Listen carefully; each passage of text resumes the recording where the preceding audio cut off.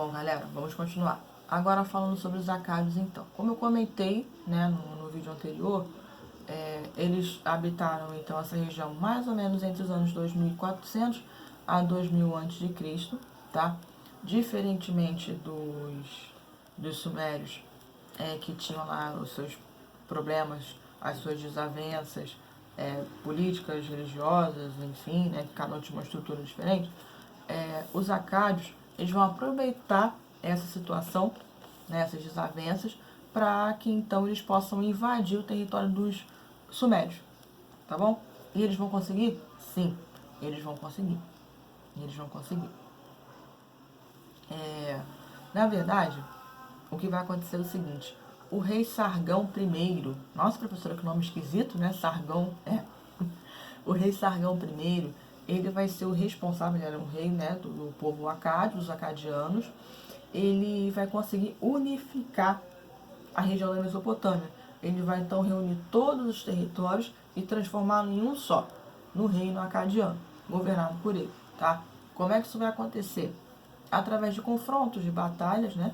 Porque sempre que um povo consegue dominar o outro, conquistar o outro, dificilmente você tem um acordo assim de paz. Ah, não, tranquilamente estamos aqui, ó, no meu território, pode tomar conta.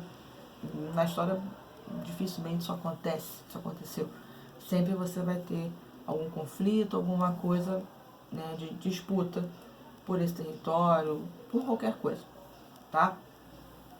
Bom, vamos continuar então. Estamos agora na página 74, falando sobre os acádios, tá? Então, muitos desses confrontos entre os sumérios desestabilizou, né, enfraqueceu o seu poder, a sua proteção, né, a proteção das suas áreas e possibilitou então a entrada dos acádios, tá? Os acadianos eram um povo nômade. O que é isso, professora? Nós já falamos sobre isso nas nossas matérias, até mesmo quando nós conversamos sobre os primeiros hominídeos, né? Australopitecos, neandertalenses, homo habilis, enfim. Então, os acadianos, os acádios, perdão, eles eram nômades, tá? O que significa isso? Pessoas, um povo que não tem um território fixo, não tem uma terra fixa, não tem um lugar fixo para viver. São pessoas que, por exemplo, utilizam, né? Vamos supor que esse espaço aqui em que eu estou é um território. E aí os acádios vão viver aqui por um tempo. Então eles vão usufruir de tudo que tem aqui. Quando acabar, até porque eles não tinham muito essa noção de cuidar da terra, né, de reaproveitar para não ter desperdício e tudo mais. Então, depois que eles utilizavam tudo que aquela terra oferecia para eles, eles então se mudavam para um outro lugar, buscavam outro lugar para viver, que proporcionasse a eles, que desse a eles o que eles precisavam, o que eles queriam, tá bom? Então, nômade é isso, é uma pessoa que não tem moradia fixa, não tem um lugar fixo para viver. Está sempre se locomovendo, está sempre se mudando, tá? Bom, vamos continuar.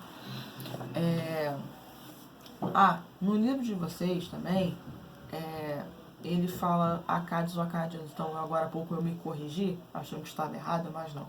É porque na época da faculdade, eu sempre ouvia muito acádios, acádios, acádios. E em algum lugar, lendo alguma coisa que agora não vou me lembrar, eu vi acadianos. Então, quando eu comentei agora há pouco, eu falei, epa, falei errado, deixa eu corrigir para não ensinar errado para as crianças. Mas vocês podem ver acádios ou acadianos, tá até aqui no livrinho de vocês, tá bom?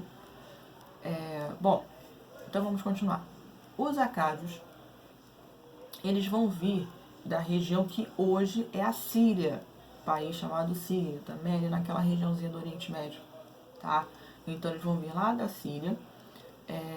E o que eles estavam buscando? O que eles estavam procurando? Eram nômades, né? Não tinha uma terra fixa, não tinha um território, uma morada própria. O que eles estavam procurando? Um lugar que desse a eles condições básicas, né? Condições decentes de vida. Tá? E eles encontraram, então, naquela região da Mesopotâmia, tudo o que eles precisavam. Né? No caso, naquela região que os sumérios dominavam, tudo o que eles precisavam. Tá? E aí, uma das coisas que eles mais precisavam era um lugar onde a terra fosse fértil, onde tivesse, né, acesso à água. E a gente está falando da Mesopotâmia, que é a região entre os rios Tigre e Eufrates. Então, o melhor lugar para eles não poderia ter. era aquele ali, né? Porque a gente está falando de uma região que é seca, que necessita, né, dessa irrigação, desse contato com a água, para que a terra se torne fértil e possa dar bons frutos, digamos assim, possa dar um resultado. Então eles precisavam muito disso.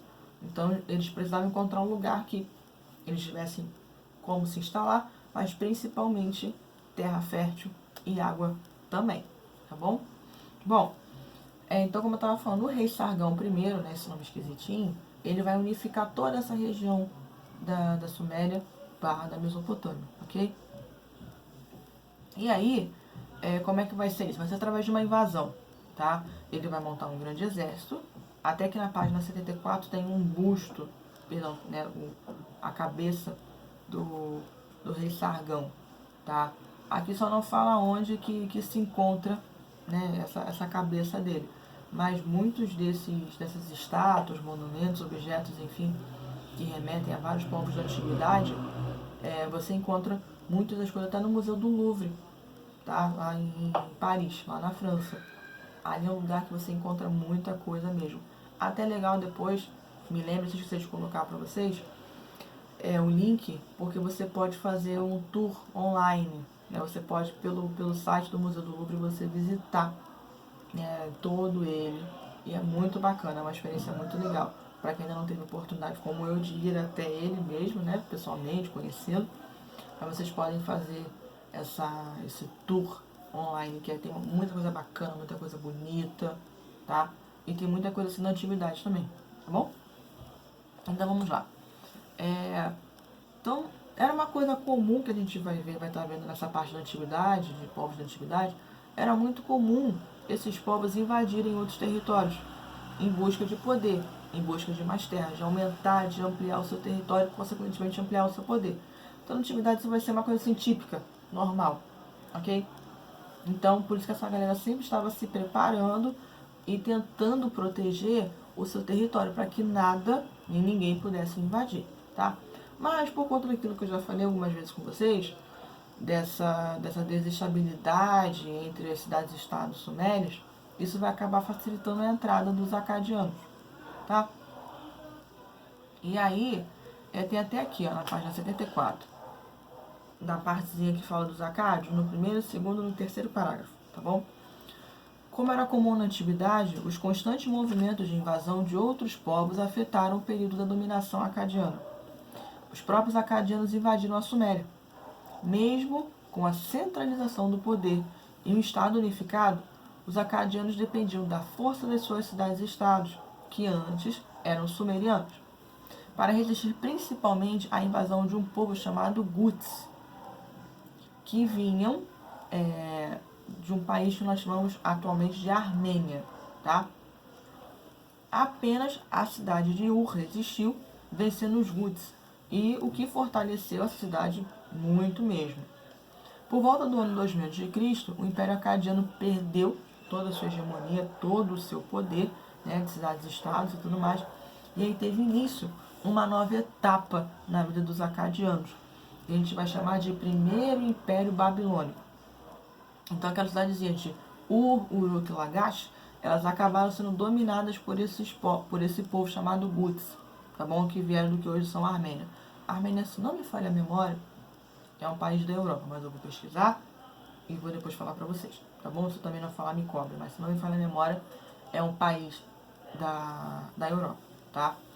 Então, com essas invasões, a única cidade que resistiu foi a de Ur. Uruk e Lagash acabaram sendo realmente dominadas, invadidas, enfim. Então, isso facilitou para que outro povo também, da mesma maneira que os acadianos, né, eles invadiram a Suméria, é aquela coisa, né? Meio que o feitiço volta contra o feiticeiro, usando esse ditado, digamos assim. Acabou acontecendo a mesma coisa com eles. Então eles também sofreram a invasão de um povo, que a gente vai chamar agora esse período de Primeiro Império Babilônico, tá? Aí vamos para a página agora 77, tá bom? Lá na página 77 vai começar a falar então do Primeiro Império Babilônico, que aí o primeiro povo que a gente vai estar falando do Império Babilônico vão ser os Amoritas, tá bom? Tá lá, primeiro Império Babilônico, os amonitas, que já dominaram essa região mais ou menos do ano 2000 a.C. até 1700 a.C., tá? 1700, 1700, 1730, 50, alguma coisa assim. Foi como eu falei agora há pouco, não cobro datas. Só comento aí para vocês ficarem, né, um pouquinho assim, ambientados em questões de tempo mesmo, tá bom? Ok, então vamos lá. Esse período então que os acadianos e que os sumérios dominaram a região da Mesopotâmia, foi um período em que ele ficou marcado, digamos assim, por muita instabilidade, tá? Os sumérios, por conta dessa coisa de cada cidade-estado ser independente, então cada um governava a sua maneira, facilitou a entrada dos acadianos. E que também não suportaram muito essa estrutura e também sofreram uma invasão. Então você teve um período de muita instabilidade aí dentro desses dois governos, o que ocasionou a entrada, né, a invasão, a dominação de mais um povo, aqui no caso dos amoritas, tá bom? Que a gente vai estar conversando agora. A cidade de Ur, que a gente viu, foi a única, né, que se destacou, porque foi a única que conseguiu vencer os Guts. Ela, então, acabou, de certa forma, contribuindo para que os acádios fossem derrotados. Como assim, professor? Isso é meio estranho, né? Ó, tá aqui no livro de vocês, só pra gente poder enfatizar, tá? Ó, a cidade de Ur, conforme vimos, destacou-se das outras na resistência aos Guts, contribuindo para a derrocada dos acádios, para a derrota, né, dos acádios. Esse processo de estabilidade, que é uma coisa que vai estar muito, muito vigente aí, em invasões e conflitos, levou à descentralização do poder. Como assim, professor? Foi tanta gente dominando, foi tanta interferência que teve, que acabou que o governo ele se perdeu. Ele não tinha mais um ponto fixo. Que a preocupação dele acabou sendo manter a cidade para que ela não tivesse outras invasões, não sofresse outras invasões. Então o foco do governo saiu do poder, né, de continuar comandando aquele território, e sim continuar sobrevivendo, se defendendo, se protegendo, tá? Então se perdeu completamente o poder. Então descentralizou, não tinha mais ninguém responsável, ok? O que vai acontecer no final das contas, então? Toda a Mesopotâmia, ela vai acabar sendo toda dividida em cidades-estado, tá? Toda. O que significa então, professora? Isso, de certa forma, acabou favorecendo, mais uma vez, tá? Que outros povos, então, invadissem essa região. Caramba, professor, é invasão atrás de invasão? É, invasão atrás de invasão. É desse jeito assim. E aí, com a perda, né, do território dos acadianos, que vai entrar, então, são os amoritas, tá? Os amoritas, eles eram, um povo de origem semita. Semita, S-E-M-I-T-A, semita. Professora, que palavra estranha. Mas vamos lá. O que são esses povos de origem semita? São povos que se identificam, digamos assim, questão de etnia, de linguística, que se consideram descendentes de Sem, S-E-M, que foi um dos filhos de Noé. Tá? Então, esses povos de origem semita, no caso aqui, os amoritas vieram do deserto sírio-árabe, tá bom? Então, povos de origem semita, como por exemplo aqui os amoritas, eles se consideram descendentes de Sem. E aí, quais são os outros povos de origem semita? A gente vai ter também os hebreus, por exemplo, tá? Que mais? Fenícios, árabes. Estou esquecendo de mais alguém. Hebreus, fenícios, árabes,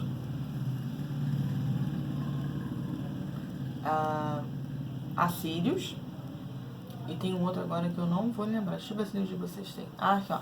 Arameus. Eu sempre esqueço isso. Arameus. Tá bom? Então, todos esses povos aqui, eles se consideram descendentes de Sem, filho de Noé.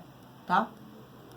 Então, eles vão fundar, os amoritas, a cidade da Babilônia. Você já deve ter ouvido falar dessa cidade. Aparece na Bíblia e tudo mais. E aonde era a cidade da Babilônia, nessa regiãozinha, é uma região que hoje em dia ele é próxima a Bagdá, que é a capital do Iraque. Então, olha, tudo Oriente Médio. Oriente Médio sempre, tá bom? Os amoritas, então, eles vão mais ou menos durante 200 anos, né, dominar essa região.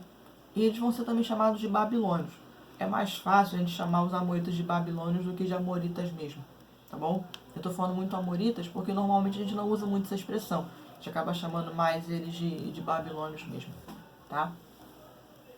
Também viveram um período de instabilidade na questão política, na questão, né, administrativa, dentro das suas cidades-estado também, tá? Como Ur e Uruk. Mas, professora, o Uruk ainda vai existir? Sim.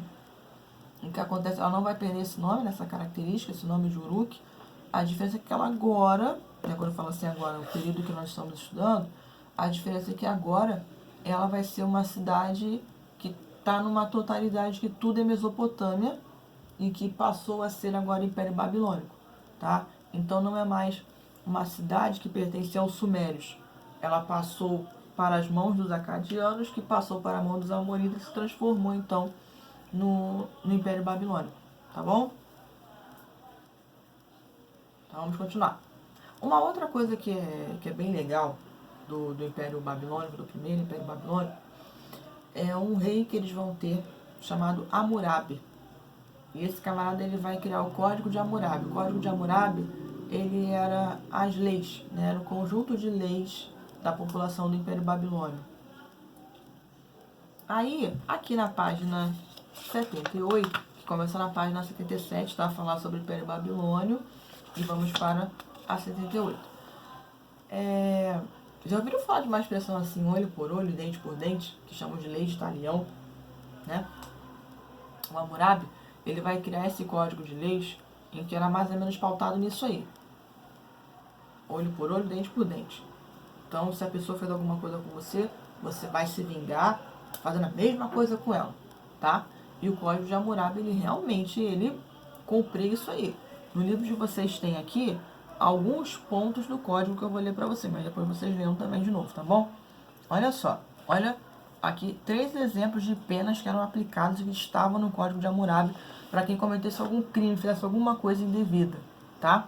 Olha só, se alguém roubasse, teria suas mãos cortadas. Se a esposa traísse o seu marido, ela e o amante seriam amarrados a uma pedra e jogados em um rio.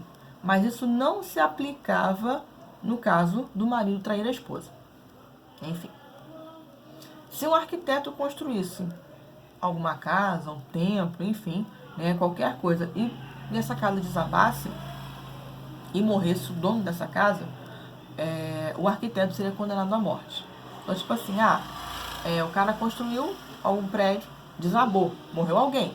Então, olho por olho, dente por dente, ele vai ter que pagar da mesma forma. Como é que vai acontecer o quê com ele? Como é que ele vai pagar? Morrendo, tá? Então, é nessa lei de, como falei, de talião, olho por olho, dente por dente, tá? Era mais ou menos assim. Durante o governo do Hammurabi, a gente vai ter na história, né, do Império Babilônio um período de grande crescimento da Babilônia, de prosperidade da Babilônia, apesar dele ser muito rígido, né, no seu código, mas Hammurabi foi um bom governante, foi um bom rei para esse povo, tá? E aí, quando ele morre, muitos conflitos começam a acontecer. Quem vai ficar no lugar dele? Quem vai governar? Né? Quem vai ser o novo Hammurabi? Não tinha como ninguém ser o novo Hammurabi, né? Mesmo que tentassem, isso não ia ser possível. E aí, de novo, fragilidade, desestabilidade, vai permitir o quê? A invasão de outros povos. E aí os povos que vão invadir, como por exemplo aqui, hititas, cassitas. Cassitas era um povo que descendia também lá do Planalto do Irã, do mesmo lugar do qual vieram os acadianos, tá? E aí a gente vai entrar agora no Império Assírio, tá? E os assírios, eles tinham uma característica muito interessante, mas eu já vou falar para vocês.